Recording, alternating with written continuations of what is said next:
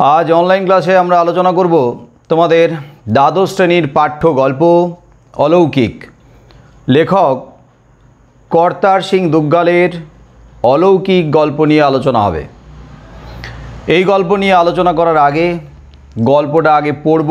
তোমরা প্রত্যেকে গল্পের লাইনের দিকে চোখ রাখবে, মন দিয়ে গল্প পাঠ আগে শোনো, তারপরে গল্প নিয়ে আলোচনায় আসছি। প্রত্যেকের সামনে বই রাখা আছে। গল্পটাকে ফলো করো।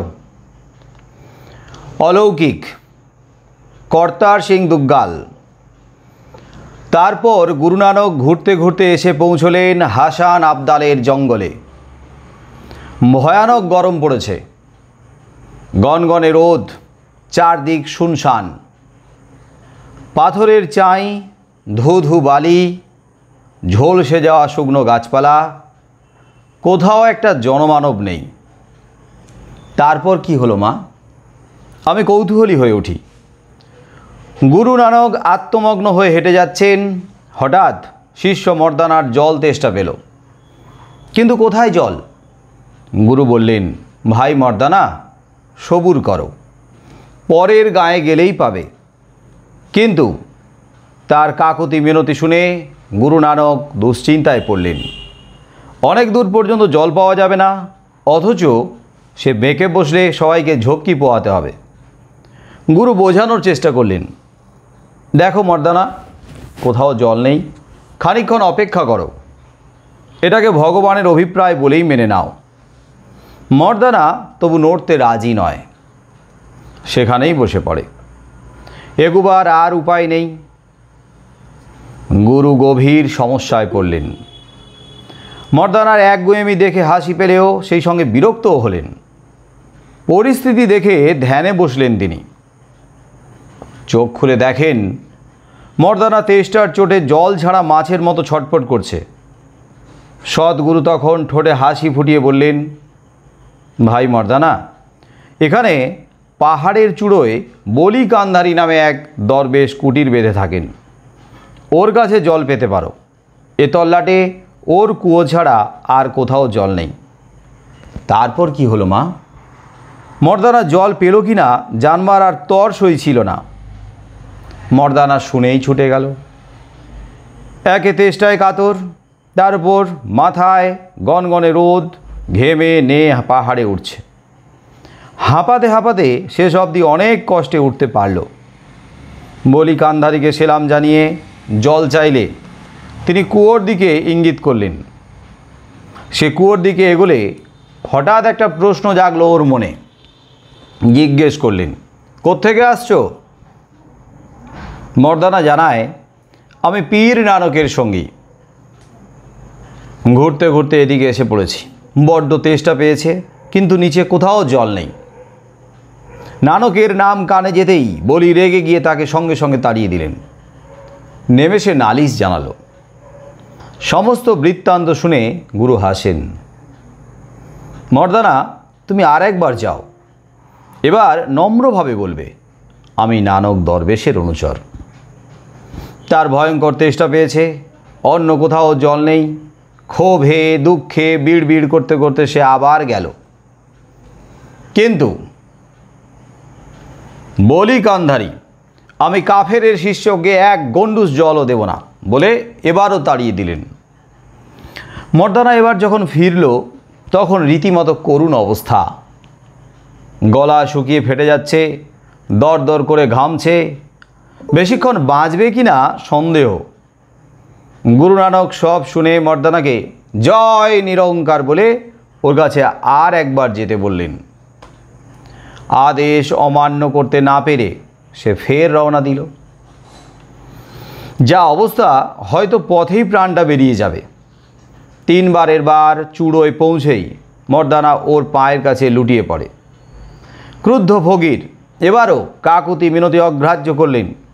ওই নানক নিজেকে পীর বলে জাহির করে, অথচ চেলার জন্য সামান্য খাবার জলও জোগাড় করতে পারে না। বলি কান্ধারী যথেচ্ছ গালাগাল করলেন। মর্দানা নেমে এসে গুরু নানকের পায়ে প্রায় মূর্ছিত হয়ে পড়ল। পিঠে হাত বুলিয়ে সাহস জুগিয়ে উনি তাকে সামনের পাথরটা তুলতে বললেন। পাথরটা তোলায় তলা থেকে জলের ঝর্ণা বেরিয়ে এলো। নিমিষেই চারদিকে থই থই। ঠিক সেই সময় বলি কান্ধারীর জলের দরকার হয়েছে। দেখেন কুয়োয় একটুও জল নেই। উনি রীতিমতো হতভম্ব। ওদিকে নিচে জলস্রোত দেখা দিয়েছে। বলি কান্ধারী দেখলেন গুরু নানক দূরে বাবলা তলে অনুচর সহ বসে রয়েছেন। ক্ষিপ্ত হয়ে বলি পাথরের একখানা চাঙড় নিচে গড়িয়ে দেন। দৃশ্যটা দেখে মর্দানা চেঁচিয়ে উঠতেই গুরু নানক শান্ত স্বরে জয় নিরঙ্কার ধ্বনি দিতে বলেন। কাছে আসতেই উনি হাত দিয়ে পাথরটা থামিয়ে দিলেন। হাসান আবদালে এখন যার নাম পাঞ্জা সাহেব, গুরু নানকের হাতের ছাপ ওতে আজও লেগে রয়েছে।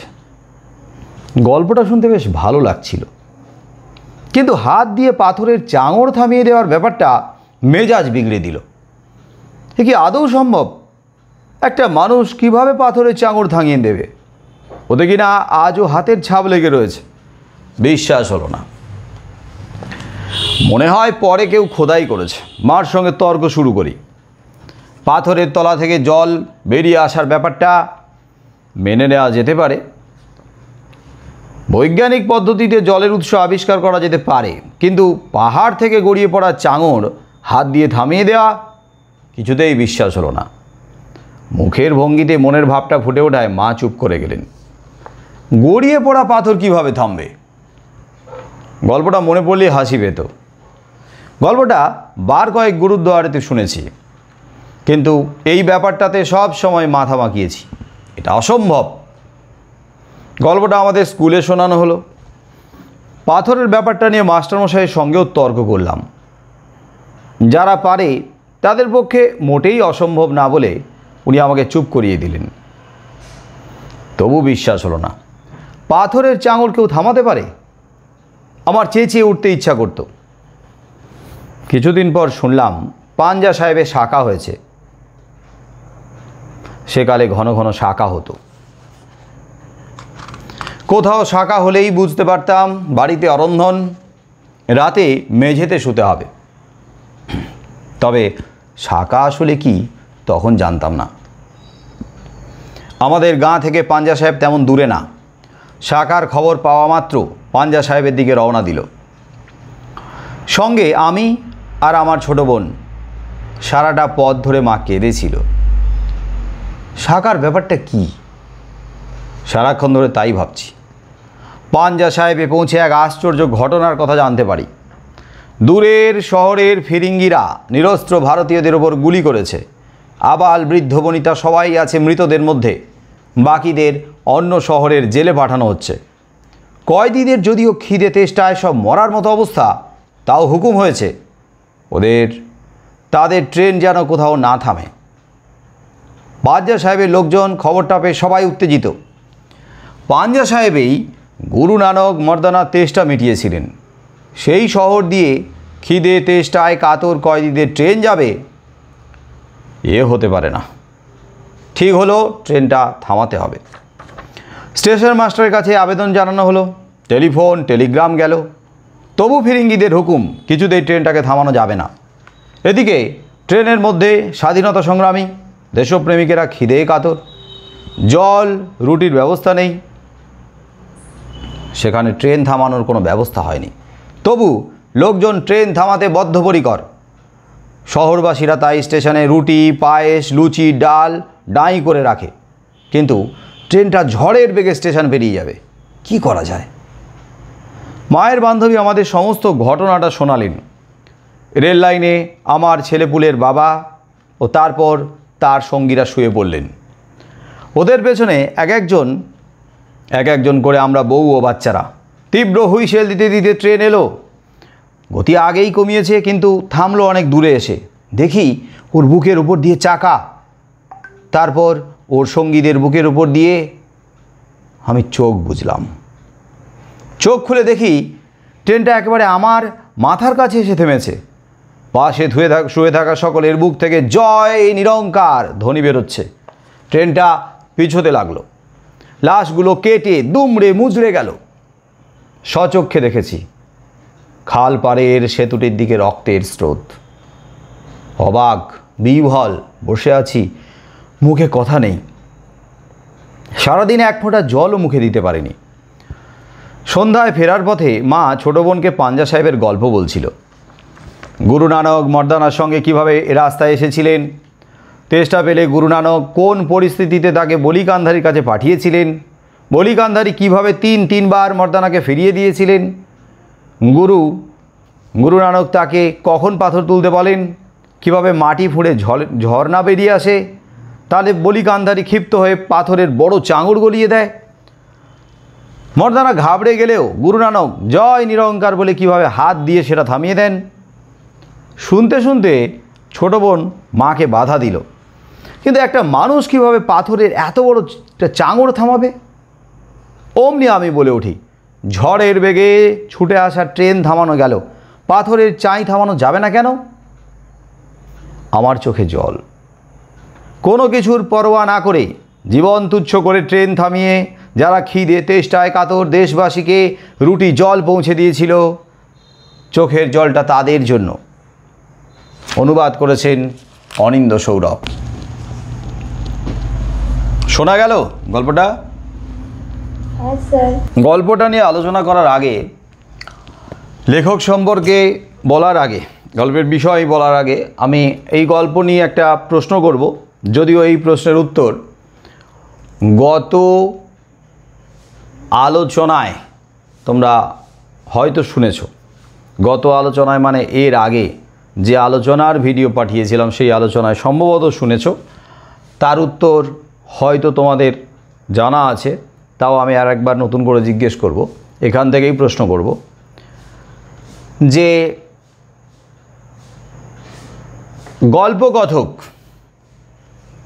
গল্পকথক প্রথমে যে ঘটনাটাকে বিশ্বাস করেননি, অবিশ্বাস করেছিলেন, কিছুতেই বিশ্বাস করেননি, সেটা তার যুক্তিসঙ্গত মনে হয়নি, ওটা বাস্তবসম্মত নয়, ওটা অবাস্তব, অসম্ভব, ওটা লৌকিক নয়, অলৌকিক।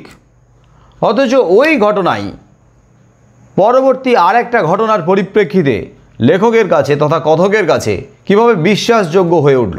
তো প্রথম যে ঘটনাটা সেটা হলো গুরু নানক হাত দিয়ে পাহাড় থেকে গড়িয়ে আসা বিশাল বড় একটা পাথরের চাঙড় বা চাই আটকে দিয়েছিলেন, থামিয়ে দিয়েছিলেন। আবার সেই পাথরে গুরু নানকের হাতের ছাপ আজও আছে। যাই হোক, বিশাল বড় একটা পাথরের চাই পাহাড় থেকে গড়িয়ে আসছে। কে গড়িয়ে দিয়েছিল পাথর? বলো, চাঙড়টা কে গড়িয়ে দিয়েছিল? বলি কান্ধারি। তাহলে বন্দি বলি কান্ধারি পাথরের চাঙড় বা বিশাল আকৃতি একটা চাই গড়িয়ে দিয়েছিল। তাহলে সেই বিশাল বড় পাথরের চাঙড় গুরু নানক হাত দিয়ে থামিয়ে দিলেন। এটা লেখকের তথা কথকের প্রথমে বিশ্বাসযোগ্য মনে হয়নি। কি, প্রথমে তো লেখক অবিশ্বাস করেছিল, তাই না? কিন্তু পরবর্তীতে যে ঘটনাটা ঘটল, এই গল্পে সমান্তরালে দুটো গল্প এগিয়েছে। পরবর্তীতে যে ঘটনাটা ঘটল সেটা ছিল পাঞ্জা সাহেবের ঘটনা। পাঞ্জা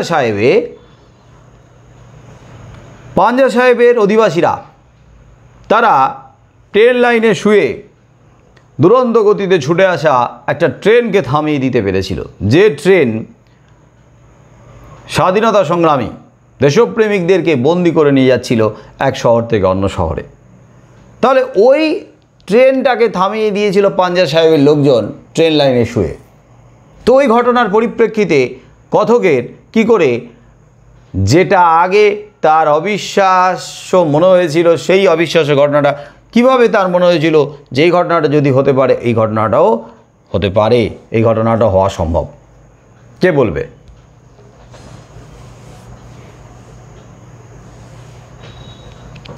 কে বলবে?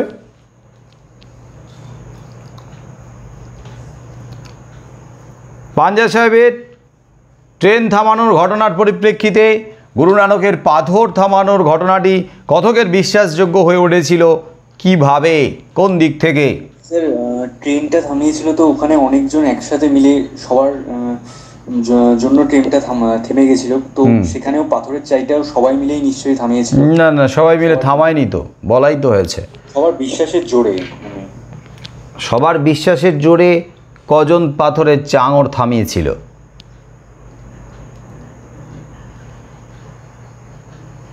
সবার বিশ্বাসের জোরে কজন পাথরের চাঙড় থামিয়েছিল? পাথরের চাঙড়টা কজন থামিয়েছিল চাইটা? একজন। কে থামিয়েছিল? কে কে? গুরু নানক। গুরু নানক। তার শিষ্যরা তো থামায়নি, তার শিষ্যরা তো হাত লাগায়নি। লাগিয়েছিল কি? না, কারণ শিষ্যরা ভয় পেয়ে গিয়েছিল, ঘাবড়ে গিয়েছিল। শিষ্যরা যখন ভীত সন্ত্রস্ত, তখন তাদেরকে আশ্বস্ত করছেন গুরু নানক যে তোমরা জয় নিরঙ্কার ধরি নাও আর চুপ করো, শান্ত হওয়ার চেষ্টা করো। তারপরেই গুরু নানক পাথরের চাঙড়টা হাত দিয়ে থামালো। তাহলে ওখানে একা গুরু নানক পাথরের চাঙড় থামিয়েছিল, যেটা কথকের বিশ্বাসযোগ্য মনে হয়নি, কিন্তু পরবর্তী ঘটনার পরিপ্রেক্ষিতে বিশ্বাসযোগ্য মনে হলো। তো কী করে হলো মনে হলো? যেটা আগে সম্ভব মনে হচ্ছিল না, সেটা সম্ভব বলে মনে হলো। তারা হচ্ছে জয় নিরঙ্কুর বলে সেই অবাস্তব জিনিসটাকে বাস্তবে পরিণত করেছিল। জয় নিরঙ্কার বলে অবাস্তব ঘটনাটাকে বাস্তবে পরিণত করেছিল। হ্যাঁ, করেছিল। তো কী হয়েছে তাতে? তো সেজন্য তার মনে হয়েছিল যে সেই জন্য তার মনে হয়েছিল যে পাথরের চাঙড়টা গুরু নানকের হাত দিয়ে থামানো সম্ভব। সত্যি কি থামানো সম্ভব? পাথরের চাঙড় যদি বিশাল বড় হয় এবং সেই বিশাল বড় চাঙড়টা যদি দুর্বার গতিতে, দুরন্ত গতিতে যদি পাহাড় থেকে গড়িয়ে আসে, তাহলে গুরু নানকের পক্ষে, একার পক্ষে হাত দিয়ে থামানো কি সেটা সম্ভব? গুরু নানক তো বাস্তবে তো সেটা সম্ভব। গুরু নানক তো রক্তে মাংসে করা মানুষ, তো তিনি যদি শক্তি ধারণ করেন তো কি কতখানি, কত বিশাল শক্তি ধারণ করবেন তিনি। পাথরের চাঙড়ে গুরু নানকের হাতের ছাপ রয়েছে, তেমন একটা পাথরে হাতের ছাপ বসে যাওয়ার জন্য কতখানি জোর দিতে হবে পাথরের চাঙড়ে, হাতখানি কতটা শক্ত হতে হবে, হাতখানি কতখানি মজবুত হতে হবে, লোহার মতো শক্ত হতে হবে, তবে গিয়ে পাথরে হাতের ছাপ খোদাই হয়ে থেকে যাবে।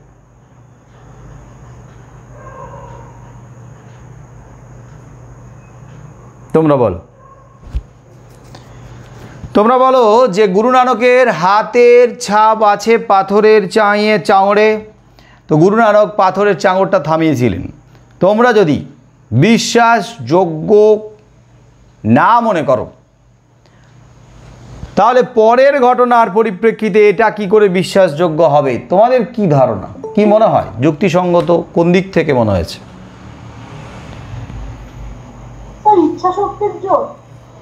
ইচ্ছা শক্তির দ্বারা পাথরের চাঙড়কে থামানো সম্ভব।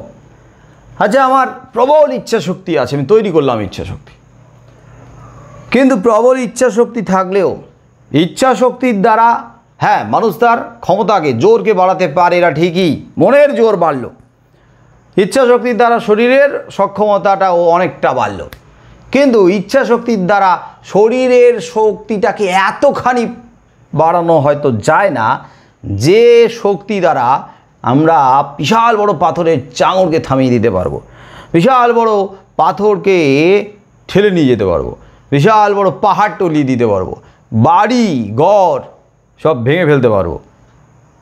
কতখানি শক্তি আমরা ধরতে পারি ইচ্ছা শক্তির দ্বারা? ইচ্ছা শক্তির দ্বারা আমরা ইচ্ছা শক্তিটাকে বাড়াতে পারি, কিন্তু শরীরের শক্তিটাকে, ইচ্ছা শক্তি দিয়ে কি তুমি বিশাল বড় পাথরের চাঙড়কে থামিয়ে দিতে পারবে? মনের জোরের দ্বারা পাথর কী করে থামাবে? সে তো শরীরের শক্তি দরকার হয়। বলো, আমার মনের জোর খুব, পাথর আসছে, সেই মনের জোরে আমি পাথরকে কি করে থামাবো? মনের জোর আছে, আমি পাথরের সামনে দাঁড়ালাম, হাত দিয়ে পাথরকে ঠেকানোর চেষ্টা করলাম, পাথর তো আমাকে পিষে দিয়ে চলে যাবে, শরীরের শক্তি যদি না বাড়ানো যায়। স্যার, তাহলে এর পেছনে কোনো ঐশ্বরিক শক্তি বা সামথিং? ঐশ্বরিক শক্তিটা কি, এটাও আমাকে বলো। ঐশ্বরিক শক্তিটা কি? ঐশ্বরিক শক্তিটা কি?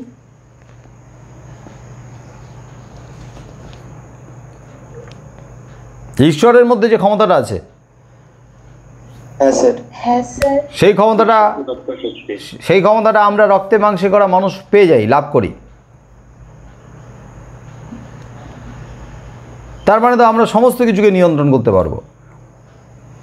ঐশ্বরিক ক্ষমতা বা শক্তি যদি আমরা পেয়ে যাই, তাহলে আমরা সমস্ত কিছুকে নিয়ন্ত্রণ করতে পারবো, সমস্ত কিছুকে পরিবর্তন করে ফেলতে পারবো আমাদের মতো করে। যতই হোক, একজন ব্যক্তি, মানুষ, রক্তে মাংসে করা মানুষ। গুরু নানক তো রক্তে মাংসে করা মানুষ। তা আমাদের মতো তাকেও চিমটি কাটলে তারও লাগে। স্যার, হুম। সাধারণ মানুষের ক্ষমতা থেকে পেরিয়ে ও কঠোর তপস্যার মাধ্যমে সাধারণ মানুষের ক্ষমতা থেকে পেরিয়ে মানে আলাদা ক্ষমতায় পৌঁছানো।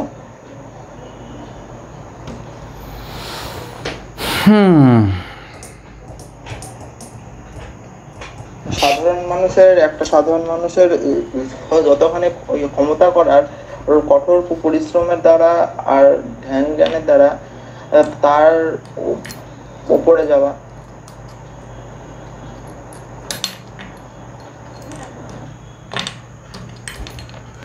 সাধারণ মানুষের ক্ষমতার বাইরে পৌঁছে যাওয়া যায় ইচ্ছা শক্তি দ্বারা, মনের জোর দ্বারা, ধ্যান, গভীর তপস্যার দ্বারা, ঠিকই।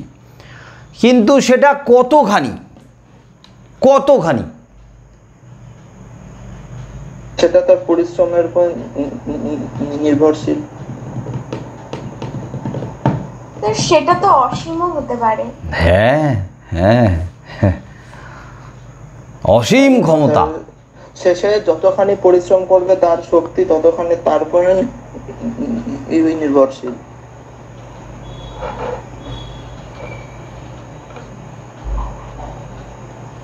এটা মানতে হবে। একটা মানুষের ক্ষমতা, ইচ্ছা শক্তি, মনের জোর প্রবল করা যায়, বাড়ানো যায়, কিন্তু শরীরের সক্ষমতাকে বাড়ানো তো যায়, কিন্তু বাড়াতে বাড়াতে তারও একটা সীমা রয়েছে, তারও একটা গণ্ডি রয়েছে। তো সেই পর্যন্ত গিয়ে কিন্তু ক্ষমতাটা আটকে যায়। তার বাইরে গিয়ে যদি এমন কিছু করতে হয়, সেটা কিন্তু তার দ্বারা করা সম্ভব নয়। একটা মানুষ পাথরের চাঙড়টাকে থামিয়ে দিতে পারবে তখনই যে পাথরের চাঙড়টা কতটা ভারী। পাথরের চাঙড়টা পাহাড়ের ঠিক কোন অবস্থানে ছিল, সেখান থেকে ঠিক কতটা গতিতে আসছে, পাহাড়টা কতটা ঢালু, পাথরটা কতটা গতিতে আসছে, কতটা ভারী পাথর, কত উঁচু থেকে আসছে, গড়িয়ে আস্তে আস্তে নিচের দিকে সেই পাথরের গতিটা কতটা কমছে না বাড়ছে, যে মানুষটা দাঁড়িয়ে রয়েছে সে কোথায় দাঁড়িয়ে রয়েছে, সেই মানুষটার কাছাকাছি পাথরটা গড়িয়ে আসার আগে তার গতি কমেছে কি না, ইত্যাদি ইত্যাদি ইত্যাদি আরও আরও আরও নানা বিষয়গুলোর উপরে নির্ভর করে। হ্যাঁ, যদি ভয়ঙ্কর গতিতে আসে এবং বিশাল বড় পাথরের চাই হয়, তাহলে ইচ্ছা শক্তির দ্বারা তুমি যদি দেহের শক্তিটাকে বাড়াও, সেটারও একটা লিমিটেশন আছে। এবং তার বাইরে যদি প্রয়োজন হয়, সেই ক্ষমতাটা যদি না তৈরি করতে পারো, তাহলে পাথর তো তোমাকে পিষে দিয়ে গুঁড়িয়ে দিয়ে চলে যাবে। আর এখানে বলাই হয়েছে যে পাথরে হাতের ছাপ লেগে রয়েছে। আমাদের হাত কতখানি শক্ত, একটা বড় পাথরের চাঙড় গড়িয়ে এলে ওই হাত দিয়ে আটকে দিলে পাথরে হাতের ছাপ থেকে যাবে। তার মানে পাথরে হাতের ছাপটা কতটা লাগতে হবে, কতখানি শক্তিতে পাথরে হাত দিয়ে ধাক্কা দিতে হবে। গুরু নানক কি আয়রন ম্যান, লৌহ মানব? না। হাতটাগুলোকে মজবুত করেছে, অলিম্পিকে নামবে, তৈরি করেছে নিজেকে।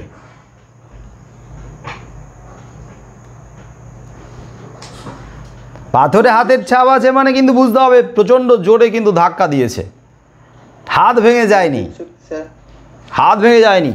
হাত কিন্তু এত শক্ত করতে হবে লোহার মতো, পাথরের থেকে শক্ত হতে হবে, তবে গিয়ে পাথরের ছাপ বসবে। স্যার দৈবিক শক্তি, কি দৈবিক শক্তি? দেবতার শক্তি ক্ষমতা সেটা তো সীমাহীন। ওই দৈবিক শক্তি আজ পর্যন্ত কেউ লাভ করতে পেরেছে? তাহলে তো সেই নিয়ন্ত্রক হয়ে যেত। যদি অসীম ক্ষমতাকে লাভ করতে পারে মানুষ তার ইচ্ছা শক্তি দ্বারা, ধ্যান কঠোর তপস্যার দ্বারা, তাহলে সেই তো ঐশ্বরিক ক্ষমতা দ্বারা সমস্ত কিছুকে পরিবর্তন করে দিয়ে যেতে পারতো, তাই না? আগেকার যুগে তো অনেকের স্যার পরিবর্তন করার ক্ষমতা থাকলে পরে স্যার সে পরিবর্তন করবে তার। বেড়েছে। তো পরিবর্তন করবে না কেন? মানুষজনের এত দুঃখ কষ্ট অভাব দারিদ্র, তাহলে অসীম ক্ষমতা যদি লাভ করতে পারে এই পার্থিব জগতে আবির্ভূত হওয়া মানুষ, তাহলে সেই ক্ষমতা বলে, ঐশ্বরিক ক্ষমতা মানে তো অসীম, সেই ক্ষমতা বলে তিনি সমস্ত কিছুকে পরিবর্তন করে দেবেন, সমস্ত কিছুকে ঠিক করে দেবেন। এটি তো হওয়া উচিত ছিল। স্যার সমাজেরও তো কিছু নিয়ম নীতি আছে। নিয়ম নীতি আছে তো কী হয়েছে? যুগে যুগে যে সমস্ত মনীষীরা আবির্ভূত হয়েছে তারা কি সমস্ত কিছু পাল্টে দিয়ে যেতে পেরেছে নাকি? অনেক অন্যায় অবিচার তো তখনও ছিল, তারা চলে যাওয়ার পরেও ছিল, তাদের সময়েও ছিল, সব কিছু বদলে দিয়ে যেতে পেরেছে। তারাও তো অনেক ঐশ্বরিক ক্ষমতা লাভ করেছে বলে আমরা জানি। কোথায় বদলে দিয়ে গেছে? তাদেরকেও তো লড়তে হয়েছে, ইতিহাস খুলে দেখো, শাসকের সঙ্গে তাদের লড়তে হয়েছে। সমাজের পরিবর্তন আনার জন্য তাদেরকে অনেক লড়াই করতে হয়েছে, অনেক আঘাত সহ্য করতে হয়েছে, গঞ্জনা সহ্য করতে হয়েছে। তার ঐশ্বরিক ক্ষমতা যদি তো হতে পারে স্যার শক্তি পাওয়ার পরেও তার কিছু মানে নিয়ম নীতি ছিল, মানে যে তাকে শক্তি প্রদান করেছিল সে তাকে কিছু তারও কিছু মানে লিমিটেশন ছিল। এই যে বলছে ওই ঐশ্বরিক ক্ষমতা লাভ করেছে, তো ঐশ্বরিক ক্ষমতা লাভ করলে লিমিটেশন বলতে স্যার মানে ঈশ্বর বলছে তোমাকে আমি অতটুকু ক্ষমতা দিলাম, তাহলে ওটা ঐশ্বরিক ক্ষমতা কি করে হলো? না স্যার ক্ষমতা দিয়েছে মানে কি বলবো, সবকিছু পাল্টে দেওয়ার ক্ষমতা তো স্যার কেবলমাত্র ঈশ্বরের। ঈশ্বর তো একটা সাধারণ। তাহলে ঐশ্বরিক ক্ষমতা কেন বলবো আমরা? তাহলে ওটা ঐশ্বরিক ক্ষমতা কি করে হলো? তাহলে ওটা তো পার্থিব ক্ষমতা। পৃথিবীতে মানুষ যা করে, যতটা করে, তা মানুষেরই চেষ্টায়, মানুষেরই ক্ষমতায়। তাহলে ওটা ঐশ্বরিক ক্ষমতা কি করে হলো? ঐশ্বরিক ক্ষমতা আজও পর্যন্ত কেউ লাভ করতে পারেনি। ঐশ্বরিক ক্ষমতা যদি লাভ করতে পারে তাহলে বুঝতে হবে সীমাহীন ক্ষমতা। আর সীমাহীন ক্ষমতার দ্বারা ঈশ্বর যেভাবে পরিবর্তন করতে পারে সেইভাবে কিন্তু সমস্ত কিছুকে নিয়ন্ত্রণ করা ওই ঐশ্বরিক ক্ষমতা সম্পন্ন মানুষেরও হওয়া উচিত ছিল। সেটা তো সম্ভব নয়, সম্ভব হয়নি। এগুলো আসলে আমাদের না পারার, আমাদের অক্ষমতার, আমাদের ব্যর্থতার কারণে আমরা আমাদের মতো করে যুক্তি সাজিয়ে নিই। এই ঈশ্বর এতটুকু আমাদের ক্ষমতা দিয়েছে, এইটুকু ক্ষমতায় ঈশ্বর নির্দেশ দিয়েছে, এইটুকু ক্ষমতার প্রয়োগ করে তুমি যতটুকু বদলাতে পারো ততটুকু, তার বেশি যদি বদলাতে পারো সেটা বুঝতে হবে ওইটুকু বদলানোর জন্য তোমাকে কিন্তু আমি অনুমতি দিয়েছি।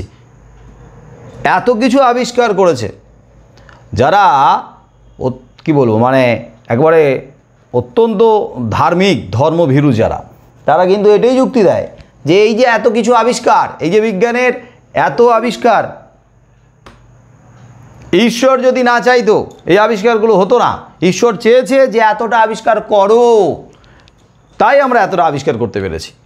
তাই ঈশ্বর চায়নি, ঈশ্বর এখনও পর্যন্ত চায়নি বলে আমরা অনেক কিছু আবিষ্কার করতে পারিনি।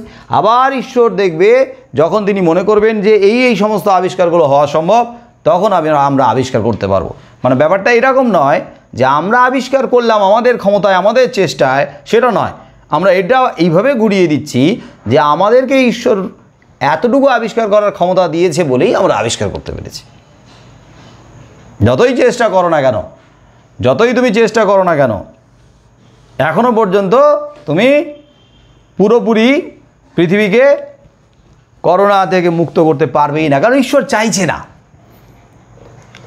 ঈশ্বর চেয়েছে যতটুকু, ততটুকু ভ্যাকসিন তৈরি হয়েছে। তারপরে যখন যদি হয়তো 2-1 বছরের মধ্যে নির্মূল হয়ে গেল করোনা, তখন বুঝতে হবে ঈশ্বর কিন্তু চেয়েছিল 2 বছর আরও থাকবে, তারপর তোমাকে ক্ষমতা দিয়েছে, তাই তুমি এই সমস্ত ভ্যাকসিনগুলো তৈরি করে পুরোপুরি নির্মূল করে দিতে পেরেছো। কি অদ্ভুত যুক্তি, না খাটার যুক্তি। আমরা খাটবো না, আমরা কষ্ট করব না, আমরা বলবো ঈশ্বর এইটুকু দিয়েছে, ওইটুকু। আমি এই যে ঘরে বসে রয়েছি, ঈশ্বর চাইছে আমার ঘরে বসে থাকাটা, তাই আমি ঘরে বসে রয়েছি। ঈশ্বর যেদিনকার বলবে বাইরে যাও, সেদিনকার বাইরে যাব। এখনও তো সেই ডাক, সেই সাড়া পাচ্ছি না। অদ্ভুত ধরনের যুক্তি। আর এই সমস্ত যুক্তি দেওয়ার কারণেই অনেকে নিশ্চেষ্ট হয়ে বসে থাকে, নিশ্চেষ্ট, চেষ্টাই করে না। এর আগে আমি অনেকবার আলোচনা করেছি। বৃষ্টি হয় কেন? বৃষ্টি হয় কেন তার কারণ আমরা উদ্ধার করেছি। আর আগে বৃষ্টি হয় কেন তার কারণ কী ছিল? ঈশ্বর চাইছেন তাই বৃষ্টি হয়। না না, ঈশ্বর চাইছেন তাই বৃষ্টি হয়। বৃষ্টি হচ্ছে কেন? ঈশ্বর চেয়েছে তাই বৃষ্টি হচ্ছে। আচ্ছা, মেঘ করে কেন? ঈশ্বর চেয়েছে তাই মেঘ করছে। সব কিছুর মূলে কিন্তু ওই সৃষ্টিকর্তার নিয়ন্ত্রণটাকে আমরা মেনে নিতাম। আর এখন কারণগুলো উদ্ধার করতে পেরেছি। বৃষ্টি কেন হয়? না মেঘ করে। মেঘ কেন করে? সূর্য দাবে, জল উত্তপ্ত হয়ে বাষ্পীভূত হচ্ছে, আবার ঘনীভূত হচ্ছে উপরে উঠে গিয়ে। তো এই যে যুক্তি, এই যুক্তিটা কে শিখিয়েছে তোমাদের? এটাও কিন্তু ঈশ্বর শিখিয়েছে। ঈশ্বর যদি না শেখাতো, না উদ্ধার করার জন্য তোমাদের ক্ষমতা দিত, তাহলে তোমরা উদ্ধার করতে পারতে না। অদ্ভুত লজিক। গুরু নানক দাঁড়িয়ে রয়েছেন যে জায়গায়, সেই জায়গায় দাঁড়িয়ে থেকে যদি পাথরটাকে থামিয়ে দিতে পারেন,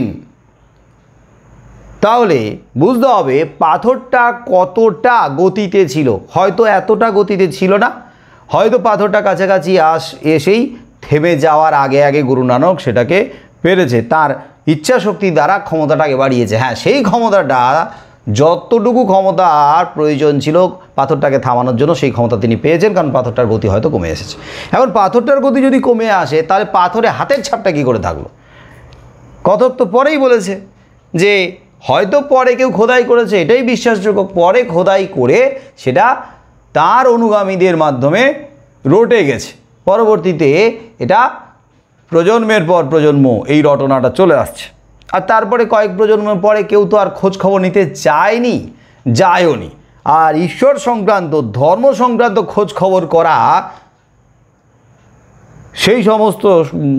সেই সময়ের মানুষের কাছে এটা দুঃসাহস ছিল। এই দুঃসাহসিকতা সচরাচর কেউ দেখাতে যায়নি, কারণ এটা হচ্ছে মানুষের ইমোশন। ধর্ম নিয়ে যে আবেগটা জড়িয়ে রয়েছে না, ওই আবেগে কেউ ঘা দিতে চায় না, মার খেয়ে মরে যাবে।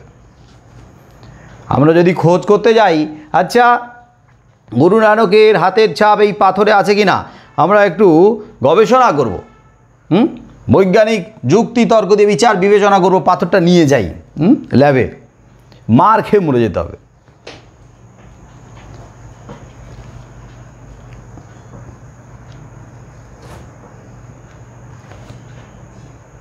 আচ্ছা, কথক ওই সময় কত বছর বয়সী?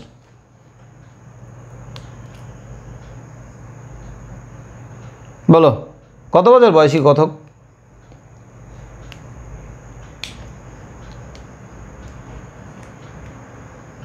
স্যার যেহেতু স্কুলে পড়ে তাহলে নিশ্চয়ই সেরকম। মানে এখানে তো বয়সের কথা উল্লেখ করা হয়নি, এখানে বয়সের কথা তো উল্লেখ নেই, তাই তো? হ্যাঁ, কিন্তু স্কুলে পড়ে। কথকের জন্ম, লেখকের জন্ম কত সালে? 1917 খ্রিস্টাব্দে। 1917 খ্রিস্টাব্দে লেখকের জন্ম। আর পাঞ্জা সাহেবে যে শাখা হয়েছিল, সেই শাখার ঘটনা হয়েছিল 1922 খ্রিস্টাব্দে। তাহলে সেই সময় লেখকের বয়স কত?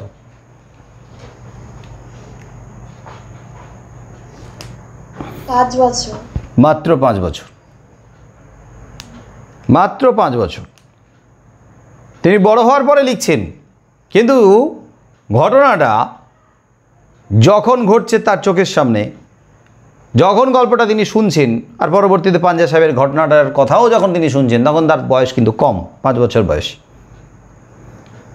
বড় হওয়ার পরে এই গল্পটা লিখছেন। তাহলে এক তো এত অল্প বয়সে কতটা যুক্তিসঙ্গত সেটা বিচার করার ক্ষমতা নেই কথকের। আর যদি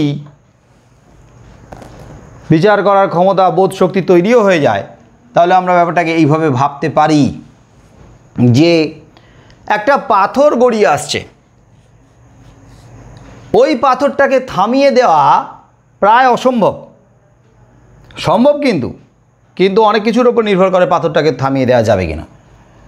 এখানে যে বিরাট বড় পাথরের চাঙড়ের কথা বলা হয়েছে তাকে থামিয়ে দেওয়া একজন মানুষের কাছে অসম্ভব। আমরা ভেবে নিয়েছি গুরু নানক মানুষ নয়, গুরু নানক হচ্ছেন অলৌকিক ক্ষমতার অধিকারী, ঐশ্বরিক ক্ষমতার অধিকারী, এবং সেই ক্ষমতা দিয়ে তিনি পাথরটাকে থামিয়ে দিতে পেরেছেন। কিন্তু এটাও কিন্তু অযৌক্তিক, অসম্ভব। এটাও অযৌক্তিক, এটাও অসম্ভব।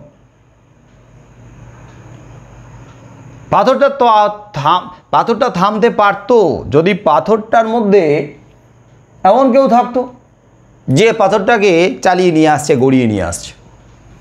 এবার দেখছে গুরু নানক আছেন, তার শিষ্যরাও রয়েছে, তাহলে পাথরের ভেতরে যদি কেউ থাকতো তার মনের উপরে প্রভাব ফেলা সম্ভব ছিল যে বাবা এতগুলো মানুষকে পাথরটা চাপা দিয়ে যাবে, মেরে দিয়ে যাবে, তাহলে ওই মানুষটার মনের উপর প্রভাব পড়লে সে পাথরটাকে নিয়ন্ত্রণ করত, গতিটাকে কমিয়ে দিত, পাথরটাকে থামিয়ে দিত। কিন্তু পাথর তো জড়ো, তার মনের উপরে তো প্রভাব ফেলা যায় না, তাহলে পাথরটাকে থামিয়ে দেওয়া সত্যি অসম্ভব। ওটা অসম্ভব, ওটাই অসম্ভব।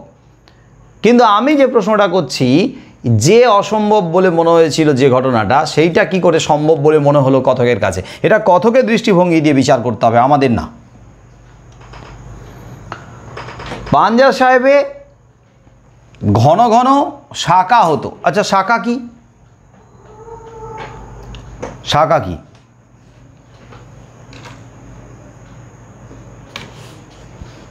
কে বলতে পারবে শাঁকা কি?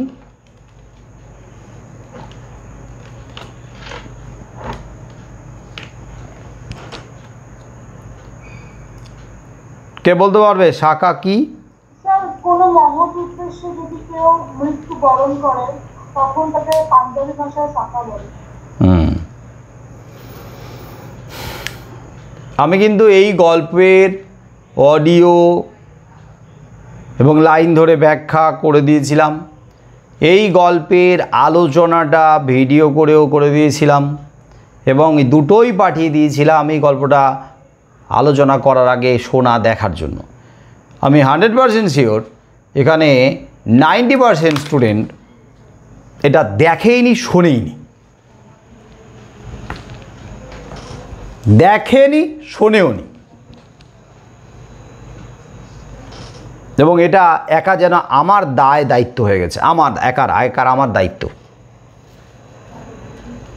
আমি যে এক একটা গল্প, এক একটা কবিতা পড়ানোর আগের ক্লাসের অডিও ভিডিওগুলো পাঠিয়ে দিচ্ছি দেখার জন্য, দেখেই না। যদি দেখতো, যদি শুনতো, তাহলে এতগুলো কথা আমাকে আবার এত ভেঙে ভেঙে বলতেই হতো না, উত্তরটা প্রত্যেকের জানা থাকতো।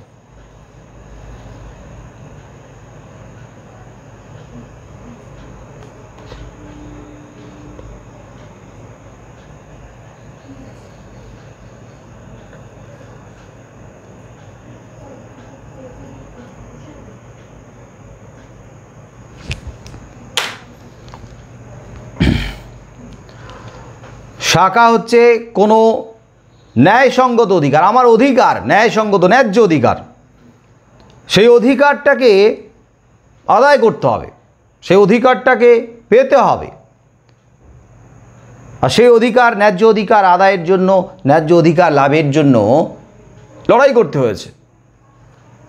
আর সেই লড়াইতে মৃত্যুবরণ করেছে মানুষ, প্রাণ দিয়েছে মানুষ, ত্যাগ স্বীকার করেছে মানুষ। এবং যে ন্যায্য অধিকার, সেটা কিন্তু ব্যক্তি বা আত্মকেন্দ্রিক অধিকার নয়, মানে একজন শুধু ব্যক্তি বিশেষের অধিকার নয়, এটা হচ্ছে সামগ্রিকভাবে একটা শ্রেণীর, জাতির অধিকার, মানে বৃহত্তর অধিকার। তাহলে ন্যায্য বা ন্যায়সঙ্গত অধিকারের জন্য বৃহত্তর স্বার্থে, ব্যক্তি স্বার্থে নয়, মহৎ স্বার্থে ব্যক্তির স্বার্থে নয়, ব্যষ্টির স্বার্থে। ব্যষ্টি মানে একটা জাতি, শ্রেণীর স্বার্থে। যে মৃত্যুবরণ, যে ত্যাগ স্বীকার, আত্মবলিদান, তাকে পাঞ্জাবি ভাষায় শাখা বলা হয়। এই শাখা শব্দটা কিন্তু পাঞ্জাবি ভাষা। পাঞ্জাবি ভাষায় শাখা মানে মৃত্যুবরণ, কিন্তু সেই মৃত্যুবরণটা স্বাভাবিক মৃত্যু নয়। স্বাভাবিক মানে মানুষ পৃথিবীতে এসেছে, তারপরে তার বয়স হলো, স্বাভাবিকভাবে মারা গেল, সেই মৃত্যুবরণ নয়।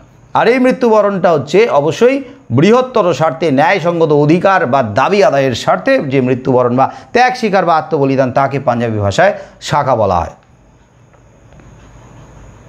আর সেই সময় ঘন ঘন শাখা হতো। শাখা হতো মানে পাঞ্জাবে ঘন ঘন এরকম মৃত্যুবরণ করত। সময়কালটা ইংরেজ শাসনকাল, পরাধীন ভারতবর্ষ। ইংরেজরা অত্যাচার করেছে, ইংরেজরা শোষণ করেছে, পীড়ন করেছে, তাতে বহু মানুষ মারা গেছে। সারা ভারতবর্ষের বহু অঞ্চলে বহু মানুষ মারা গেছে। পাঞ্জাবি ভাষায় এই যে ইংরেজদের দ্বারা অত্যাচারিত হয়ে মৃত্যুবরণ নিজেদের অধিকারের জন্য, তাকে শাখা বলা হয়েছে। এরকম পাঞ্জাব প্রদেশে অনেকবার শাখার ঘটনা ঘটেছে। পাঞ্জাব প্রদেশে অনেকবার শাখার ঘটনা ঘটেছে। তার মধ্যে প্রধান 3টে শাখার ঘটনার কথা উল্লেখ পাওয়া যায়। একটা হচ্ছে 1919 খ্রিস্টাব্দের শাখা। 1919 খ্রিস্টাব্দে কী হয়েছিল পাঞ্জাবে? জালিয়ানওয়ালাবাগের হত্যাকাণ্ড। তো জালিয়ানওয়ালাবাগের হত্যাকাণ্ডটা, ওটাও তো একটা শাখার ঘটনা। ওটাও বৃহত্তর স্বার্থে বহু মানুষ প্রাণ দিয়েছে, নির্বিচারে গুলি চালানো হয়েছিল। ওটা ছিল 1919 খ্রিস্টাব্দে।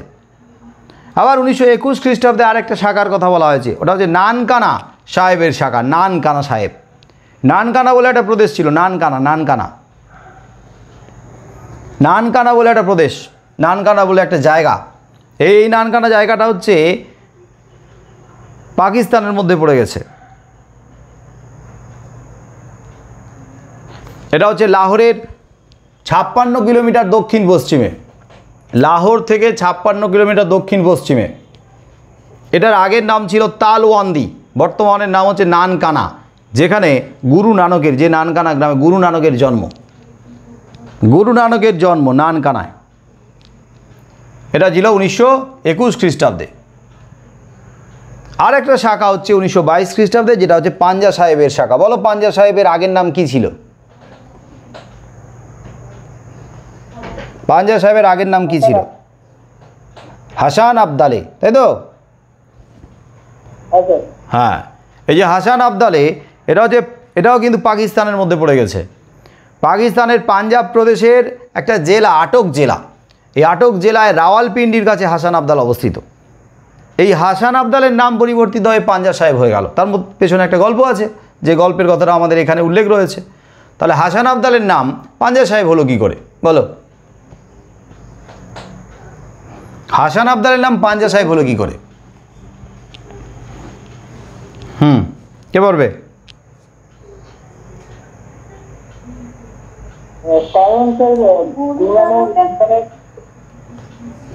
বলো। এবং গুরু নানকের ওই চামচ থামানোর হাতের ছাপ সেখানে এখনো অবস্থিত আছে, তাই জন্য সেই জায়গার নাম চেঞ্জ করা হয়েছিল পাঞ্জা সাহেবের। মানে পাঞ্জা মানে হচ্ছে হাতের ছাপ বোঝানো হয়েছে। পাঞ্জা, এই যে পাঞ্জা, এই যে পাঞ্জা, 5 আঙুল রয়েছে, তাই এইটার নাম পাঞ্জা। 5 আঙুলের ছাপ, পাঞ্জার ছাপ রয়েছে। পাঞ্জা, পাথরে পাঞ্জার ছাপ রয়েছে। তো এই ঘটনা থেকেই হাসান আবদালের নাম পরিবর্তিত হয়েছে পাঞ্জা সাহেব। ওই পাঞ্জা সাহেবে একটা ঘটনা ঘটেছিল 1922 খ্রিস্টাব্দে।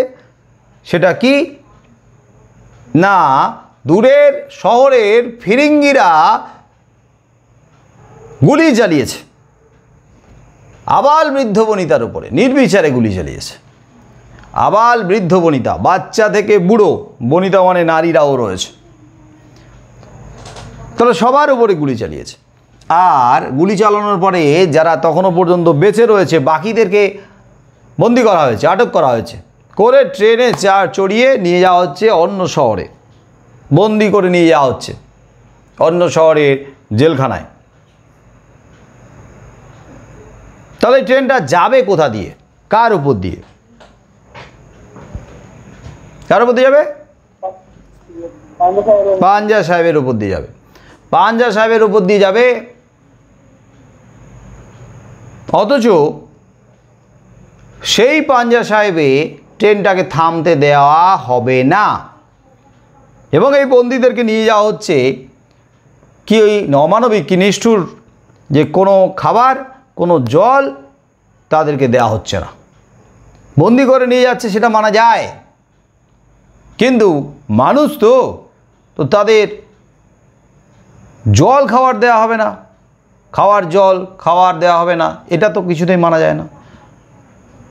আবার সেই পাঞ্জা সাহেবের উপর দিয়ে নিয়ে যাওয়া হবে জল না দিয়ে, যে পাঞ্জা সাহেবে মর্দানাকে জল দিয়েছিল, মর্দানার জলের পিপাসা দূর করেছিল গুরু নানক। মর্দানার জলের পিপাসা দেখে ছটফট করতে দেখে, তাকে কষ্ট পেতে দেখে গুরু নানক অলৌকিক ক্ষমতার পরিচয় দিয়েছিল, তার জল পিপাসা মিটিয়েছিল। যেখানে সেই জায়গার উপর দিয়ে নিয়ে যাওয়া হচ্ছে এতগুলো মানুষকে, তাহলে ওখানকার মানুষেরা উত্তেজিত হয়ে উঠেছে। এটা কিছুতেই হতে দেওয়া যায় না। বলো, অন্য জায়গায় যদি হতো সেটা কি অতটা প্রভাব ফেলতো?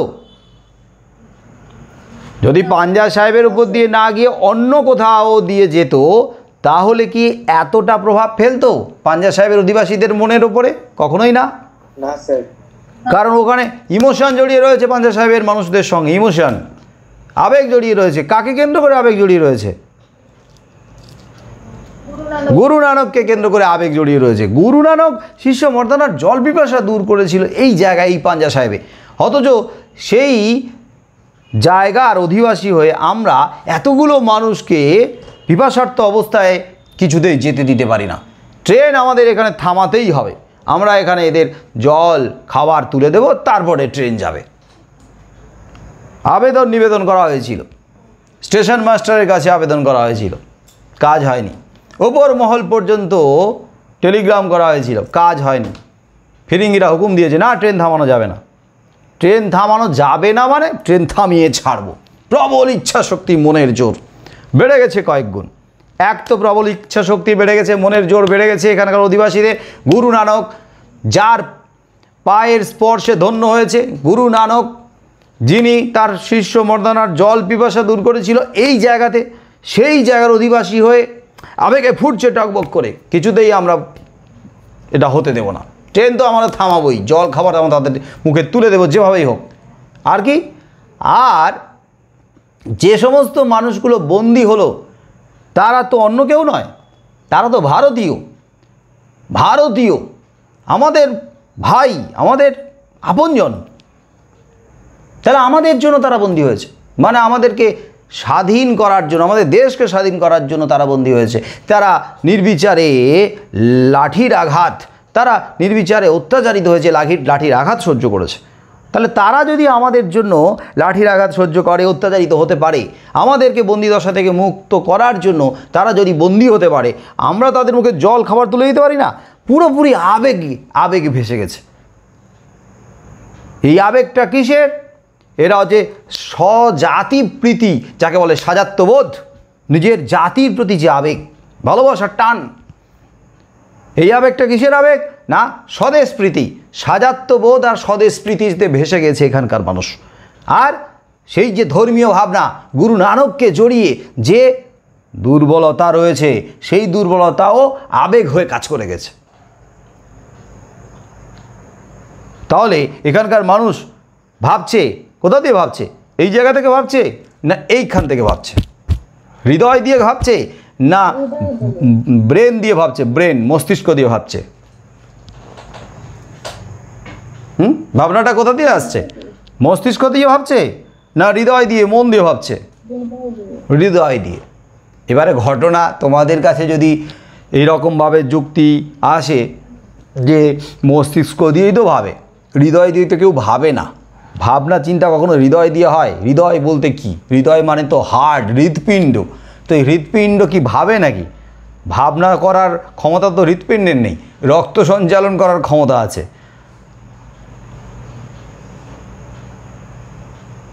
কিন্তু আমরা যখন আবেগের কথা বলি, ইমোশনের কথা বলি, আমরা যখন আবেগ অনুভূতিগুলোর কথা বলি, তখন কিন্তু আমরা হৃদয়ের কথা বলি, মনের কথা বলি।